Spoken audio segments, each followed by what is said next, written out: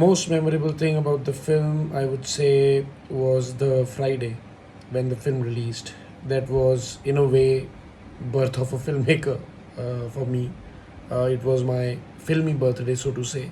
So I'll always remember that Friday, the nervousness and anxiety, and as well as the excitement, and how then by the end of Friday, the word of mouth was so good. We got to know that the people were loving the film, so it ended on a very sweet note. Despite a slow opening on Friday, the film picked up on Saturday, and it was houseful on Sunday. So I'll always remember that release of the film. Very special. Um,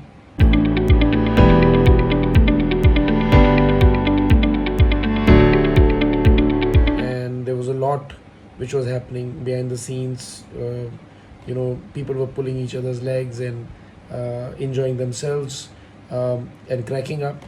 But if you ask me, one of the funniest incidents came out of, because I always believe that comedy comes out of tragedy. One of the funniest incidents was that we were, using. There was only one sequence in the film where we had the Steadicam. So we called a Steadicam guy for this chase in the end, where Noora is running and the entire gang is running after him to catch him. And we had a Steadicam shot, and that guy tripped on something, and the camera fell down. And rather than asking him how he was or how the camera was, my first question was, "Take Mila, take Mila kya?" And everybody just started laughing. And I remember the camera operator was not really amused by my question, and then everybody laughing over it. But looking back, it was pretty funny the way we cracked up on that. But we got the shot. That's important. Um,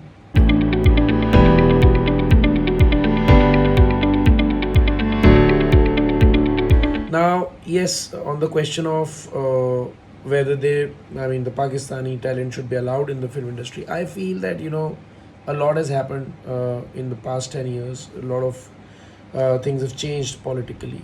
So, I don't know, it's not about allowing, but I think we have to be sensitive as filmmakers towards the audience. And right now, it's not maybe the right time to get into collaborations across the borders, because people have, the audiences have a lot of, you can say, a lot of concern about what is happening on our borders and in the nation, and they will not see it in a good taste. And I think as filmmakers, we should respect the sentiments which are going on in the society, because we are a part of the society. And maybe wait for the right time to get into collaborations again, with the talent from the other side.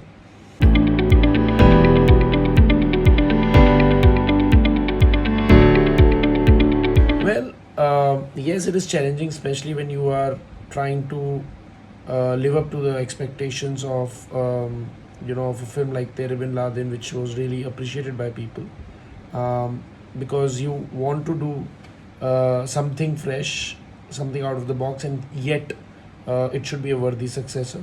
In our case, unfortunately, we experimented too much, and so people did not find Dead or Alive as alive as the first part. But then those are the learnings, Yes, but it was very challenging, and we enjoyed making it. Unfortunately, it didn't do the kind of business or the kind of it could not have that impact that the first part did. So, but anyway, that happens in film business.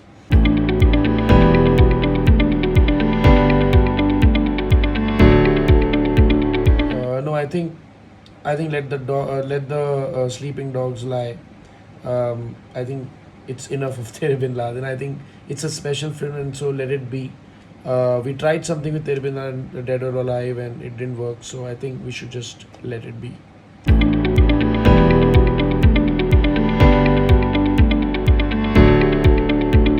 The film is about a wedding detective who is doing background checks for the groom, of the grooms, and I wanted to put it in a place where there was no social media, because these days a lot of investigation and the background checks happen online, on social media, and you stalk people on Facebook and all. I didn't want that I wanted it to be more physical and more, um, real, so to say.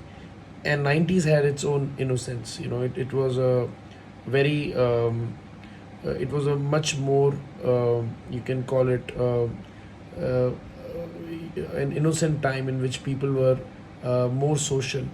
And even the background checks were done by private investigators physically. They would follow people in disguises and all that. It was fun. Nowadays, it has all become about social media, and I wanted to put it in a place where there's no social media, and that's why 90s. Also, it takes us to a nostalgic time when there was no social media, and a lot of things were done physically by people.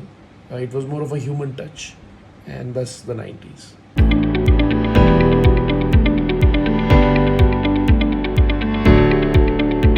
No, I don't think so. I think all genres have their own limitations and their own, advantages.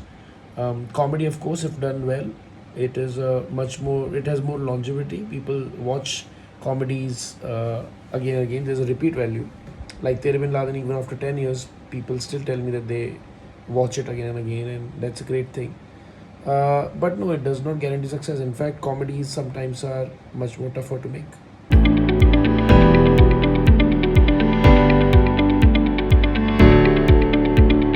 So it has not affected the shooting of the film, but yes, the post production and the edit has been happening online mostly. So we are dependent on technology, so things are a little slow. Like I said, the human touch is a little bit missing, like it was in 90s.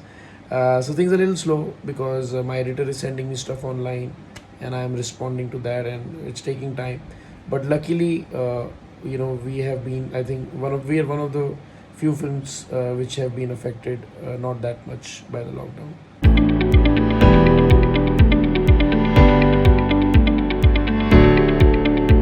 And there's so much to learn from both of them because both of them come from a different skill set and different kind of background of cinema and films, and they bring in a kind of energy on set which is very infectious, and they were fun to work with.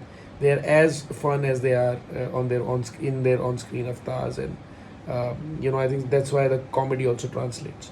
There's a good chemistry between the two of them.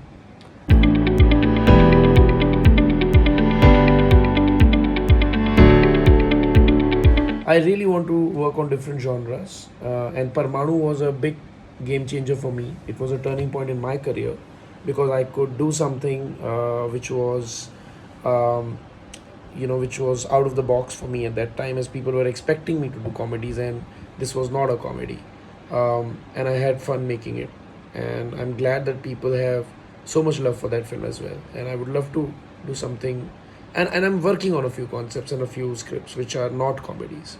So yeah, I'm looking forward to that.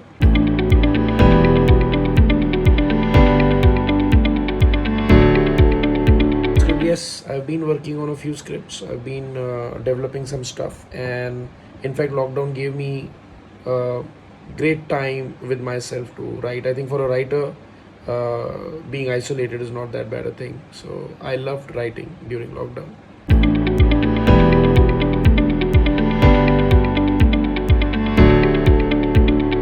Well, on this question, post COVID, I don't think that cinema will change. I think audiences are hungry for content. They're hungry to come out of the houses and go to theaters. But yes, I think because we've just been through a depressing time for a while, comedies will be their go-to genre, and we are lucky that Suraj Mangal Bhari is a family comedy. Um, so I think that is the main thing, the mood, the genre, rather than star cast and all. We are seeing some big stars; their films are coming direct to OTT. So it is not to do with the star cast. I think it's about the feeling of the film and the genre and what they want to watch. I think in a depressing time like this, they would want to watch a comedy. There are more chances, and so I hope that they will come in huge numbers to watch Suraj Mangal Bari.